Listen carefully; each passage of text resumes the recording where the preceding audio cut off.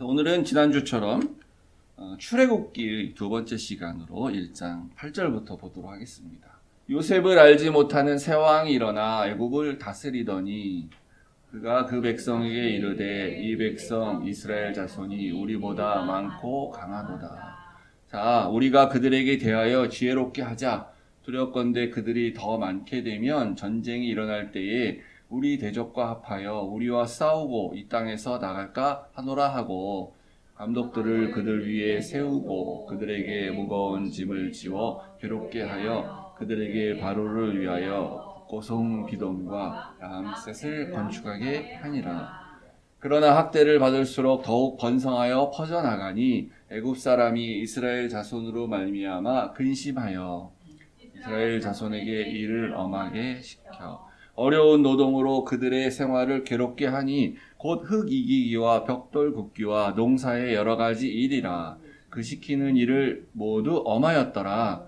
애굽 왕이 히브리 산파 시브라라 하는 사람과 보아라 하는 사람에게 말하여 이르되 너희는 히브리 여인을 위하여 해산을 도울 때에 그 자리를 살펴서 아들이거든 그를 죽이고 딸이거든 살려두라. 그러나 산파들이 하나님을 두려워하여 애굽 왕의 명령을 어기고 남자 아기들을 살린지라. 애굽 왕이 산파를 불러 그들에게 이르되 너희가 어찌하여 이같이 남자 아기들을 살렸느냐. 산파가 바로에게 대답하여 히브리 여인은 애굽 여인과 같지 아니하고 건장하여 산파가 그들에게 이르기 전에 해산하이나이다 하매 함께일까요? 아니죠. 하나님이 그 산파들에게 은혜를 베푸시고 그 백성은 번성하고 매우 강해지니라. 그 산파들은 하나님을 경외하였으므로 하나님이 그들의 집안을 흥왕하게 하신지라. 함께일까요? 그러므로 바로가 그의 모든 백성에게 명령하여 이르되 아들이 태어나거든 너희는 그를 나일강에 던지고 딸이거든 살려두라 하였더라. 하나님 아버지, 하나님께서 말씀하신 그 약속은 말씀하신 대로, 하나님의 말씀대로, 성경대로 반드시 이루어짐을 우리가 믿습니다. 하나님 창세기에서 약속하신 그 하나님의 언약이 우리 출애굽기에서 이루어진 걸 보게 됩니다. 하나님, 우리가 이 말씀을 듣고 묵상할 때에 하나님께서 우리에게 주신 약속도 이루어질 것을 우리가 믿게 하여 주시옵소서. 하나님, 우리를 고아와 같이 버려두지 아니한다 하셨사오니 주여 주님 오늘 말씀 가운데 위로하여 주시옵소서. 예수님 이름으로 기도했습니다. 아멘. 지난주의 말씀 기억나시리라 생각되는데요. 야곱의 가족이 애굽에 내려올 때만 해도 한 70명 정도, 어디서 다른 데 75명이라고 나오기도 하는데 400여 년 만에 한 200만 명이 넘는 인구로 이렇게 이스라엘 백성이 증가했습니다. 그게 하나님의 약속의 성취예요. 하나님이 창세기 1장 28절에 인간을 만드시고 생육하고 번성하고 땅에 충만하라 라고 하셨죠. 그래서 그게 그대로 된 거예요. 7절에 오늘 읽진 않았지만 이스라엘 자손은 생육하고 불어나서 번성하고 매우 강하여 온 땅에 가득하게 되었더라. 그 약속이 이루어졌다는 거예요. 하나님의 창조 명령 그리고 아브라함에게 주신 세 가지 언약 같은 내용인데 이루어졌다는 겁니다. 그래서 지난번에 보여드렸죠. 인구 증가 그래프. 이게 이제 고대 시대의 추산인데 약간 증가했지 거의 증가하지 않았어요. 우리는 인구가 이렇게 그 사람의 수명이 계속 늘어나서 인구가 이렇게 쭉 이렇게 아주 이렇게 쭉 계속 증가했을 것 같잖아요. 근데 실제는 안 그래요. 1800년대 들어와서 페니실린 이런 백신하고 그게 발명이 된 이후에 영아 사망률이 급격히 떨어지고 전쟁이 이제 좀 덜하고 이렇게 전염병을 어느 정도 극복할 수 있고 그런 데 하면서 이렇게 저렇게 기하급수적으로 이제 증가하는 거예요. 그렇기 때문에 이 이스라엘인들의 인구 증가는 그 자체가 기적입니다. 그 자체가 하나님의 섭리예요. 그런 일이 있지도 않았다 그런 말할 것도 없는데 그런 일이 정말 있었다면 그거 자연적 현상이 아니라는 거예요. 그 자연적 현상이 아니라는 게 이제 오늘 본문의 얘기입니다.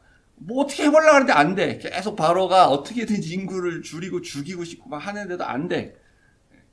그래서 이제 남자 아이들부터 순환을 당하고 여자는 살려주는데 남자 아이들을 죽이고 그게 하나님의 섭리라는 거죠. 이때가 BC의 1500년, 그러니까 지금부터는 한 3500년 전쯤이잖아요. 그때 한 가정이 한 70여 명에서 200만 넘는 인구가 됐다. 대단한 거죠. 왜냐하면 우리나라 조선 초가 지금부터 한 500년 정도 되죠. 550년? 600년 좀 되려나? 600년? 조선왕조 500년 이렇게 말하니까 조선 초의 인구가 그때는 약간 조사한 그런 기록도 있거든요. 그러니까 이제 1400년이잖아요. AD 1400년 때 약 한 550만 정도라고 추산을 해요. 그래서 이것은 일반적 현상이 아닌 매우 특별한 기적적인 사건이다라는 것입니다. 근데 이제 시간이 지나서 8절에 보면 요셉을 알지 못하는 새 왕이 이제 이집트의 왕이 되었습니다. 왜 이렇게 말하냐면은 이집트는 왕조가 이제 계속 바뀌게 돼요. 같은 이집트지만 완전 전혀 다른 왕조가 생기는데 우리 같으면 예를 들어서 이제 고려가 망하고 조선이 됐는데 똑같은 사람이잖아요. 그냥 왕이 바뀐 거죠. 왕조가. 그러니까 왕씨, 고려의 왕씨에서 조선의 이씨로 왕조가 바뀐 거예요. 근데 이집트는 대체적으로 그렇게 내려오다가 중간에 완전히 전혀 다른 민족이 정복을 해서 그 이집트의 왕조를 형성한 그런 기간이 있습니다. 그래서 이 요셉이 이집트의 도대체 역사 중에 어디에 살던 사람이냐, 어느쯤에 추정이지 알 수가 없어요, 정확하게는. 그리고 이집트 역사에 이 요셉이란 사람의 기록이 없습니다. 그리고 뭐 이스라엘 노예가 이렇게 화났는데 뭐 이렇게 탈출했다 이런 기록도 없어요, 전혀. 근데 우리 창세기를 보면 알지만 요셉이 뭐 엄청난 일을 했잖아요. 가뭄에 그 7년의 가뭄 동안 막 저장해 놓고 막 7년 풍년 동안 막 인근 모든 지역의 사람들을 다 살리기도 하고 또 그 토지 개혁을 해가지고 그 세금 받는 그런 일도 하고 그래서 7년 동안 그 풍년 든 걸 어떻게 그런 보관을 했냐 했을 때 그게 이제 이집트에서 처음 발명이 되는데 일명 그 사일로스라는 거 우리가 이렇게 자식 갖고 같은데 차 타고 가다 보면 둥근 큰 그 이렇게 몇 개 막 서 있잖아요. 그게 사일로예요. 곡물을 저장하는 건데 오래가 이렇게 저장하려면 그런 식으로 저장한다는 거. 그런 거는 이집트에서 발명돼서 처음 이집트가 했다는 그런 게. 근데 우리는 이제 성경에서 요셉이 했다고 우리가 알고 있는 거죠. 그걸 그렇게 해서 그때 오래 저장할 수 있었다. 그러니까 이집트의 역사에 요셉이라는 사람이 이렇게 좀 나올 것 같은데 없습니다. 전혀 기록이. 요셉에 대한 유일한 기록은 성경에만 나와요. 그래서 이제 성경을 비난하거나 기독교를 믿지 않는 사람들에서는 이거 봐라, 요셉이 그 거짓말이지, 없었던 사람이지, 지어낸 사람이지. 요셉이 정말 이집트에서 그랬으면은 한 줄에 어디라도 한 단어라도 나와야 될 거 아니야. 안 나오잖아, 이렇게 하는 거죠. 근데 안 나온다 그래서 없는 거 아닙니다. 왜냐하면 이게 워낙에 오래된 시절이기 때문에 당연히 안 나올 수도 있고요. 이집트 왕도 다 나오는 게 아니에요. 무덤이 발견되는 사람들만 지금 우리가 좀 이렇게 아는 거예요. 있었지만 전혀 모르는 왕들도 많습니다. 근데 뭐 총리가 뭐 모르는 거 당연하죠. 어떻게 보면. 그리고 이집트 역사에 있어서는 요셉은 아까도 말씀드린 것처럼 다른 왕조에 있었던 사람이기 때문에 뒤에 생긴 왕조에서는 요셉은 약간 지우고 싶은 인물 중에 하나이기도 해요. 그리고 또 중요한 것은 우리가 알다시피 창세기에 요셉이 이제 죽어서 묻혔지만 출애굽할 때 요셉의 해골을 가지고 나오죠. 요셉 무덤이 없어요, 그러니까. 근데 그거는 상징적으로 이게 실제적으로 없을 뿐만 아니라 상징이 뭡니까? 요셉은 자기가 애굽의 역사의 한 페이지를 장식한 위대한 총리로서 기록되기를 원한 게 아니고 자기는 하나님 나라의 보잘것없는 한 사람으로서 그 약속의 땅에 가서 내가 묻히겠다라는 그런 이제 의지, 마음이죠. 그래서 자기 회골을 메고 가라 그러잖아요. 그래서 오히려 이제 이집트 역사에 요셉이 안 나오는 게 어떻게 보면 사실은 당연한 겁니다. 이집트 역사에 보면 특이한 왕조가 하나 있었는데 한 BC 1600년에서 1500년 정도 사이에 힉소스 왕조라는 이제 왕조가 있습니다. 1왕조, 2왕조 나갔을 때 15왕조에서 16왕조 사이의 왕조로 알고 있는데 이 힉소스 왕조가 흑인이 아니에요. 흑인이. 그러니까 이제 우리도 지금도 이집트 가보면 이집트 흑인 아닙니다. 우리가 생각하는 아랍 사람들 같이 생겼어요. 그러니까 이제 나중에 훨씬 더 이 아랍 쪽의 사람들, 그 중근동에 원래 살던 사람들이 더 많이 왔다고 볼 수가 있는데, 근데 어쨌든 이집트의 남쪽은 흑인이거든요. 예, 남쪽은 이제 우리가 소위 아는 아프리카의 흑인들이에요. 근데 북아프리카는 이집트뿐만 아니라 뭐 알제리, 모로코, 뭐 튀니지 이런 데는 흑인 아니에요. 흑인도 있고 이제 그냥 우리가 알고 있는 중동 사람처럼 생겼어요. 요때 당시는 흑인들이 주로 여기 살았고 실제 그래서 흑인이 왕이었던 것 같아요. 이집트 전체 역사를 보면. 근데 중간에 흑인이 아닌 사람들이 이집트를 다스린 적이 있어요. 그 왕조를 힉소스 왕조라고 말합니다. 그래서 이제 추정하기는 원래 홍해 저쪽 편에, 동쪽 편에 살았던 셈 계열의 이제 우리가 알고 있는 아브라함 자손 계열의 셈 계열의 약간 백인에 가까운 중동 사람들, 황인종하고도 비슷한 그 사람들이 여기 정복해서 다스린 거다라고 이렇게 알고 있어요. 그래서 요셉은, 그러니까 이제 어떻게 보면 요셉이 이렇게 건너왔는데, 지배층이 자기랑 같은 민족이지 않았겠냐. 그래서 힉소스 왕조가 요셉을 또 총리로 기용한 이유도 거기 있다. 다스려야 되는데 요셉 같은 좀 똑똑한 사람이 필요하다 이렇게 보는 거예요. 그래서 이쪽으로 이렇게 다스려야 돼요. 추정이. 그러면 이제 실제 이렇게 당시에 여기 흑인이 주로 살았지만 우리가 알고 있는 아랍 사람들이 자유롭게 왔다 갔다 하면서 이렇게 했을 수 있냐라고 했는데 한 벽화가 또 이렇게 나옵니다. 무덤에서. 요게 뭐 베니 하산이라는 지역에 어딘지 잘 모르겠지만 이제 어떤 지방 총독 내지 지방의 왕 같은 사람의 무덤에서 나온 거예요. 요 벽화가 저 큰 벽화인데 이제 그 중에 일부입니다.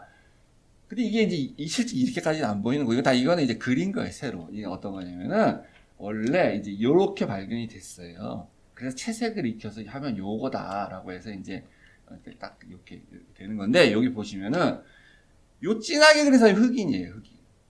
흑인이라 이렇게 그린 거예요. 근데 이 사람들은 피부가 다르죠. 옷도 다르죠. 이 사람들이 그러니까 아브라함 내지 야곱과 같은 그쪽 서쪽에 살았던 사람들이 이집트에 뭐 물건을 팔고 이렇게 교역하기 위해서 이렇게 온 거예요. 그때 37명의 이 사람들 아무라고 불렀는데 여기 뭐 해석을 하면 뭐 그렇다는 겁니다. 이 사람들이 이렇게 왔다는 거예요. 생긴 게 좀 다른. 그렇게 수염도 나고, 여기 수염 없죠. 남자도 이렇게 수염도 나고. 그러니까 이렇게 실제 왕이 왔다 갔다 하고 자유롭게 했다는 거예요. 노예가 아니고. 야곱의 70여 명의 가족이 왔을 때도 이런 식으로 사실은 이제 왔다고 볼 수가 있는 거죠. 힉소스 왕조가 그때라고 추정하면, 그때 이제 요셉이 이제 워낙에 그렇게 이제 잘했고, 그러니까 이제 오랫동안 기간 동안에 요셉의 그것 때문에 아주 자유롭게 살았던 거예요. 평민처럼. 그러다가 이제 왕조가 바뀌었어요. 다시 흑인들이 지배를 하게 됐어요.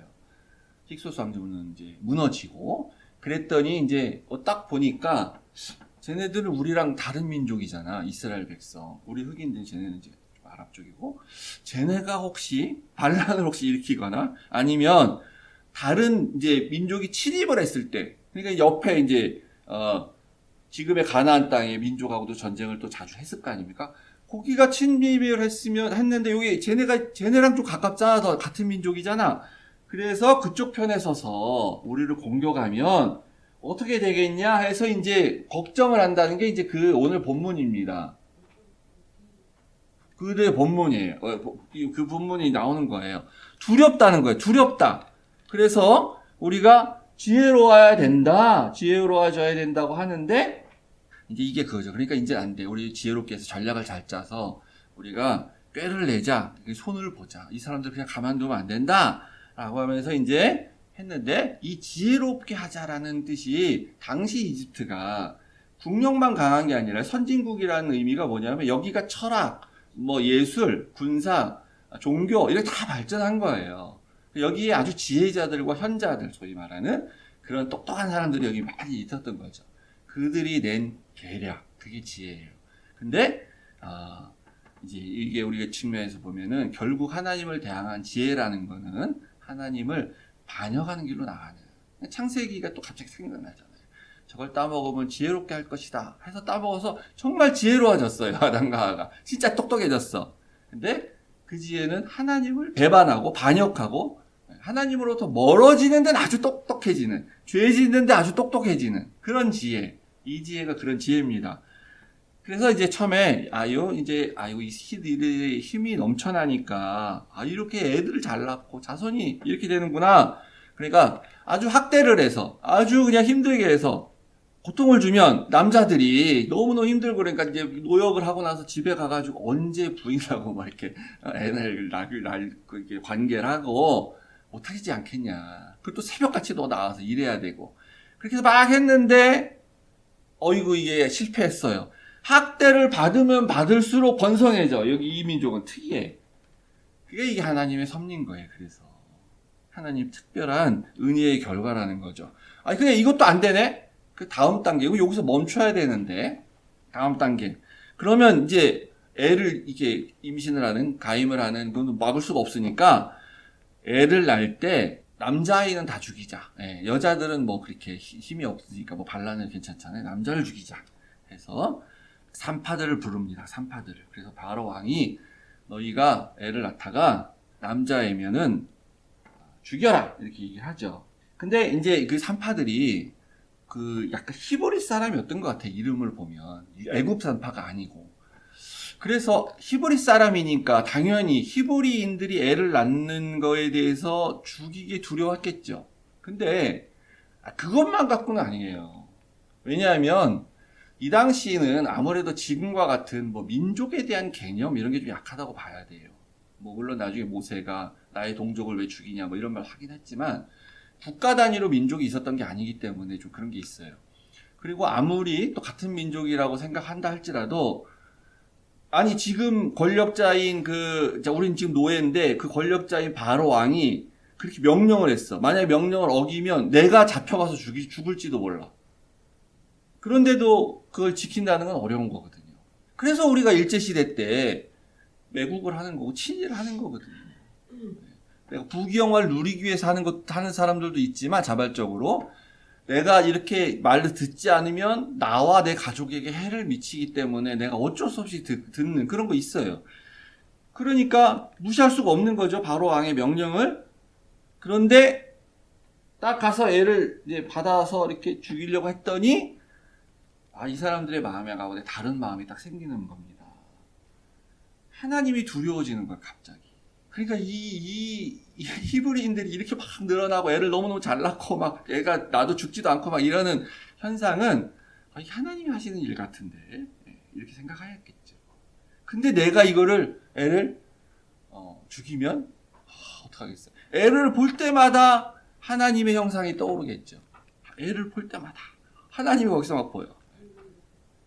그리고 이제 이 사람들이 뭐 말씀을 배웠거나 어떻게 했는지 모르겠지만 뭐 이제 자기 조상 때부터 이 산파들도 다 부모님 히브리인이라면은 계속 집에서 이야기를 많이 들었을 거 아닙니까? 전설적 같이 내려오는 이야기, 창세기의 그 이야기. 아직 책으로 적혀져 있진 않지만 하나님이 세상의 사람들을 창조하셨다. 하나님의 형상으로 되었다. 하나님은 생명을 중시한다.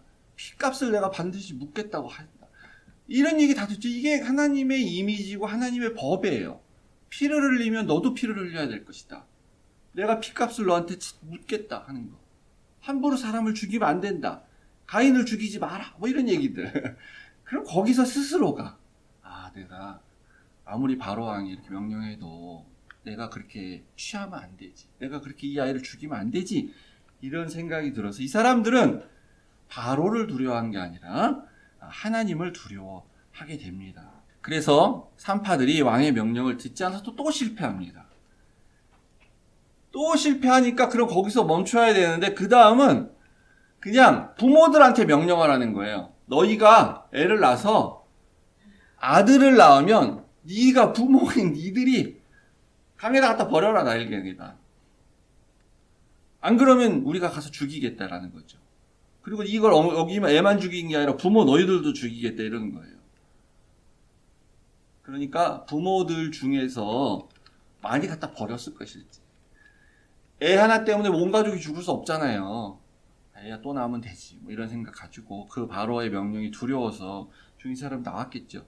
모세를 갈대상자에 넣어서 강에 띄워 보낸 게 그 강에 버린 이제 그게 그때까지도 그렇게 안 하면 안 되는 상황이 있기 때문에 모세를 구원하기 위해서 그렇게 한 거예요. 강에다 차마 버릴 수 없기 때문에. 어머니와 누나가 이 하나님을 대적하는 죄악이 점점 이렇게 발전하고 점점 커지고 이런 걸 보게 되죠. 그래서 우리가 첫 번째 잘못 생각할 수는 있어요. 지혜를 막 짜냈는데 그게 하나님이 원하시는 게 아닐 수 있어. 지혜는 냈지만 겉으로 보기엔 굉장히 지혜로워. 이렇게 하면 딱 될 것 같아. 근데 이제 첫 번째 딱 그게 아니야. 겪어보니까. 그럼 이건 하나님이 원하시는 게 아니구나 라고 생각해서 이제 거기서 중단해야지. 우리 믿는 자들도 마찬가지입니다. 똑같이. 근데 이게 아닌가 보네. 하나님은 다른 방법이 있나 보네. 그러면서 하나님의 더 다른 지혜로라고 생각해서 스스로 막 머리를 굴려가지고 하면 또 더 나쁜 결과가 나올 수 있다는 것입니다. 그래서 여기에 이 히브리 산파 십브라와 부하라는 사람을 이제 이름을 딱 쓰고 있지 않습니까, 여기에? 그래서 우리가 1절이 딱 기억나지 않으세요? 출애굽을 시작하면서 야곱이 자기 가족을 데리고 이게 애국으로 왔는데 그때 아들들의 이름은 무엇이냐 하면서 12명의 아들이 얘기하잖아요. 그 이름들은 무엇이냐 하면서 그 이름들. 아들의 이름들을 얘기하긴 했지만 그 뒤로 나오게 될 모든 사람들을 말하는 건데, 그래서 앞으로 우리가 출애굽기를 볼 때는 출애굽기에 나오는 이름을 특별히 주목해서 볼 필요가 있는데, 첫 번째 나온 사람이 야곱의 아들들은 뭐 이제 그냥 대표적으로 이렇게 나온 거고, 실제 이름으로서 나온 사람은 십브라와 부하예요. 여자 히브리 산파 두 명. 이 사람들의 이름이 처음에 딱 나오는 겁니다. 이 출애굽기의 저자가 모세잖아요. 모세, 그죠? 모세는 이제 뒤에 이야기를 쭉 보면 모세는 진짜 뭐 신앙에 있어서도 영웅이고 하나님의 뭐 이렇게 가까운 사이로서도 뭐 말할 것도 없고, 또 모세의 그 활약상은 대단하잖아요. 영웅이 진짜 홍해를 가르고, 그 전에 이제 10가지 재앙을 막 바로 왕에게 내리고 홍해를 가르고 막, 그 다음에 광야에 나와서 막 기적을 또 계속 일으키고 하나님과 막 대면해 보고, 영웅이죠. 신앙적으로도 영웅이고 사회적으로 세상적으로 봐서도 이스라엘 또 백성 입장에서 봤을 때도 지도자로서도 모세가 영웅이죠. 근데 자기가 이걸 쓰고 있어. 지금 자기 얘기를 자기가 써. 그러면 당시의 그 역사관 내지는 당연히 그런 일반적인 생각에 의하면 자기 얘기를 처음에 장황하게 써야 되는 거죠. 내가 얼마나 영웅인가 하는 거에 대해서.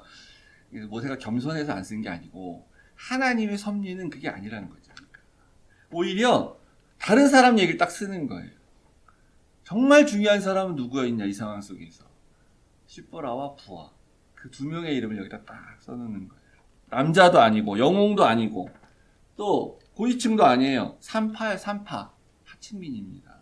하나님의 역사는, 하나님의 섭리는 모세와 같은 영웅에 의해서 시작되는 게 아니고 이 십브라와 부하 같은 사람에 의해서, 혹은 그런 사람을 사용해서, 그래서 하나님은 자기의 그 뜻을 펼쳐 나가신다, 이루어 가신다, 그런 얘기입니다.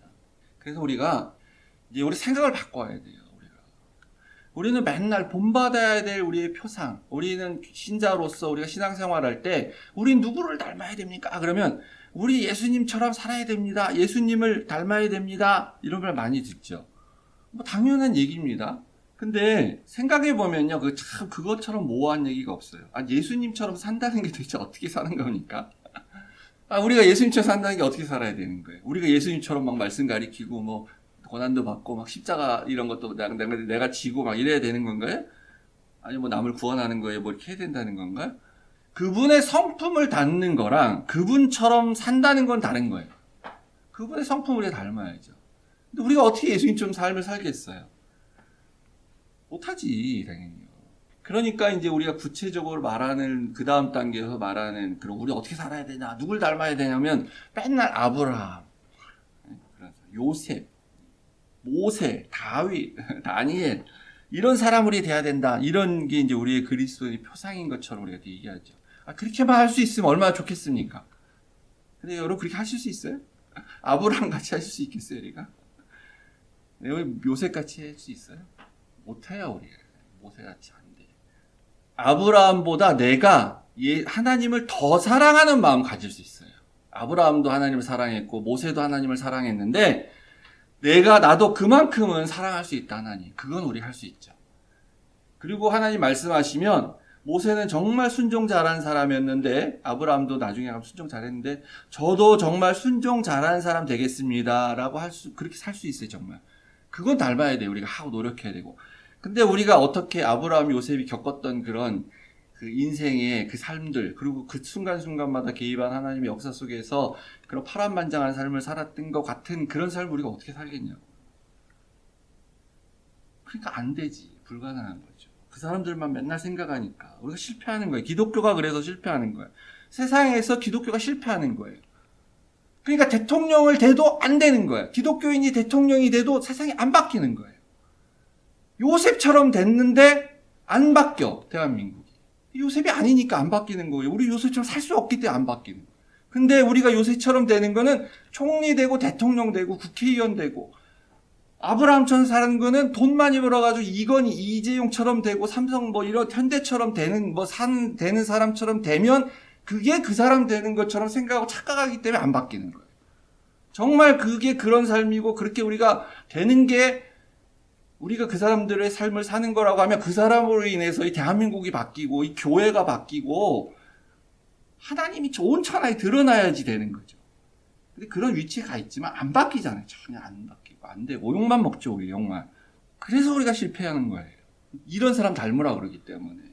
그러니까 이제 이거 안 되니까 우리가 또 신약에서 기껏 우리가 찾으면은 사도 바울 같은 사람, 사도 바울. 사도 바울이 이렇게 말하지 않습니까? 나는 8일 만에 할례를 받고 베냐민 집하고 율법으로는 흠이 없고 열심으로도 교회를 박해하고 나는 원래 이런 엄청난 대단한 사람이었는데 근데 내가 복음을 알고 예수님을 알고 다 모든 것을 해로 여기고 그리고 나는 해로 여길 법면 해설부같이 여기고 나는 이제 그리스도만 위해서 살겠다 이런 얘기하면서 우리 사도 바울 같이 살아야 돼요. 사도 바울. 참 귀한 고백입니다. 대단한 거죠. 우리가 따라야 돼요, 사실은. 근데 이렇게 하기도 쉬운 게 아닙니다. 이렇게 살려면요, 선교사 되시면 돼요, 선교사. 목사. 그래서 누구 있잖아요. 어떤 선교사님 중에 하버드 대학교 나와서 대단한 사람인데 선교사 되신 분. 다 포기하고 이렇게 됐다. 아니, 원래 사역자의 삶을 살면 다 포기할 수밖에 없지, 어떻게 내가 정치하면서 선교사하고 의로 선교하는 거 가능하죠? 하여튼 세상적 지위를 그대로 누리고 가지고 있으면서 어떻게 선교를 하겠어요? 다 포기해야지 당연히. 그러니까 우리가 이런 바울과 같은 삶을 살려면 다 사역자가 돼야 돼요. 사역자. 선교사 되고 목사 되고. 근데 목사는 좀 아닙니다. 목사는 이런 사람도 있지만 목사는 또 누리는 게 너무 많아 진짜는. 그래서 안 포기하고 그렇게 살죠. 그래서 목사인데 이렇게 우리가 안 봐주고 목사인데 욕을 먹고 비난하고 그런 것이 많아요. 목사들은 아니고. 근데 선교사 되면 거의 90%는 이렇게 살아야 돼요. 당연히. 근데 우리가 다 선교사 되면 어떻게 합니까? 다 될 수도 없지만 다 선교사 되면 세상에선 누가 살아요? 예전에 유행했던 개그맨이 얘기했던 그런 소는 누가 키우겠어요? 소 키우는 것도 굉장히 중요한 일인데 다 소 안 키우고 다른 일 하러 가면 안 되잖아요. 각자가 할 일이 있어요, 각자가. 그래서 우리가 이렇게 다 이렇게 직장 버리고 학벌 버리고 재력 버리고 이렇게 삶을 살 수는 없습니다. 그러니까 또 이제 어떻게 됩니까? 그러면은 우리 실제 그렇게 될 수는 없지만 삶은 이렇게 살아야 되니까 뭐가 이렇게 그럼 사는 거지? 교회 일 열심히 하면, 교회 헌신 많이 하면, 교회에다 헌금 많이 하면 그러면 사도 바울처럼 사는 거야 내가. 그렇게 얘기하니까 이제 그건 할 수 있거든요. 그러니까 우리가 마치 교회에서 열심히 일하고 교회 봉사 많이 하고 교회에다 또 헌금 많이 하면 우리가 마치 요셉 같은 사람 됐는데 나는 이런 삶 살고 있고 나는 사도 바울 같이 그런 엄청난 사람인데 그런데 난 또 사도 바울 같은 그런 삶을 살고 있는 것 같이 그렇게 착각을 하고 있다는 거예요. 사실. 근데 성경에서 그렇게 말하지 않아요. 우리한테 기대하는 건 뭐냐? 이 산파 십부라 부하와 같은 그 정도만 하면 돼요. 하나님 두려워하면서. 눈에 보이는 세상의 왕 바로 두려워하지 말고 하나님 두려워하면서 자기 일 하는데 여기 애를 받아주러 가는 사람이 애를 죽이면 안 되는 거죠. 이거는 내가 하면 안 되는 일이라고 생각되는 걸 하지 않는 거. 그렇게 살아야 된다는 거예요, 우리가. 신학 공부 안 했어도, 아무것도 몰라도, 그냥 하나님에 대한 두려움 갖고 있으면. 그래서 우리가 날마다 자기 자리의 삶의 현장에서 고민해야 돼. 아무 생각 없이 하지 말고.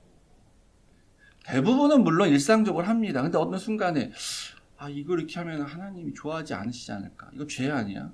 하나님이 원하시는 일이 아니지 않나? 내가 그리스도인으로서 이렇게 하면 안 되지 않나? 그런 생각하시고 그런 생각이 들면 안 해야 돼. 그게 바로 하나님이 원하시는 삶이에요. 근데 문제는 우리 출애굽기에서는 우리를 위로해 주기 위해서 그런데 이제 이 히브리 산파들이 잡혀가가지고 바로한테 죽고 그런 게 아니고 오히려 그 집안을 이들이 하나님을 경외하였기 때문에 하나님께서 그 집안을 보호하시고 흥왕하게 해주셨다라고 우리 위로하긴 하는데, 그럴 수도 있지만 우리가 살고 있는 세상에서는 그게 아니라 내가 직장에서 바른 말 하면 잘릴 수 있습니다. 잘못하다가는 죄를 뒤집어 씌고 수사받을 수도 있습니다. 오히려 우리가 해를 받을 수도 있어요. 교회에서도 마찬가지죠. 목사가 부당한 욕을 하면 장로나 집사가 그러면 안 됩니다. 거부해야 되는데 또 목사님하고 내가 싸워서 뭐 하겠냐. 그래서 이제 그래, 야, 좋은 뜻을 하시는 거겠지. 뭐 이러니까 오케이 이렇게 하지 않으면 왜 교회에서도 나름 불이익 받잖아요. 뭐 교회에서 무슨 뭐 직장 잘리고 그런 거 아니지만 교회란 것도 조직입니다. 큰 교회에서는 나름 교회에서 뭐 장로가 안수 집사하고 그런데 뭐 목사님이나 이런 당회에다가 잘못 보여가지고 무슨 막 이렇게 치리를 받는다거나 저 사람 나쁜 사람이다라고 막 말한다거나 그러면 그게 나름 교회 아니라는 조직 안에서 해를 입는 거거든요. 자기 그런 명예에도 실추가 되고. 그러니까 이제 그런 일이 오히려 생길 수가 있어요. 정의가 이기는 게 아니라. 두렵죠. 그래서 하기가 어려워 사실. 그래서 내부 고발이라는 거는 굉장히 어려운 겁니다.